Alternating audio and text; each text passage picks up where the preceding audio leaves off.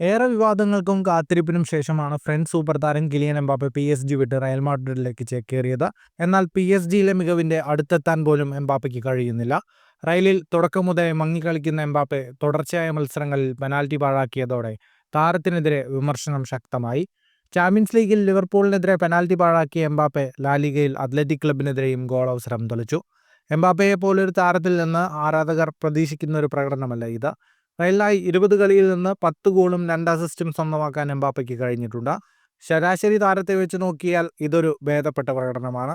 എന്നാൽ എംബാപ്പയെ പോലെ വലിയ മൂല്യമുള്ള താരത്തിൽ നിന്ന് റയലും ആരാധകരും പ്രതീക്ഷിക്കുന്നത് ഇതല്ല. ഇതിനിടെയാണ് കിട്ടിയ പെനാൽറ്റികളും എംബാപ്പെ പാഴാക്കുന്നത്. ഇതോടെ റയൽ ആരാധകരുടെ ക്ഷമ നശിച്ചിരിക്കുകയാണ്. എംബാപ്പെ ടീമിന് ബാധ്യതയായി തുടങ്ങിയെന്ന് ആരാധകർ വിമർശിക്കുന്നു. ഫ്രാൻസിനും PSG-ക്കും പുറത്തെടുത്ത മികവ് എവിടെയെന്നും ആരാധകർ ചോദിക്കുന്നു. ഫുട്ബോൾ ലോകത്തെ കൂടുതൽ വാർത്തകൾക്കും വിശേഷങ്ങൾക്കുമായി സ്പോർട്സ് കഫേ ഇപ്പോൾ തന്നെ സബ്സ്ക്രൈബ് ചെയ്യുക.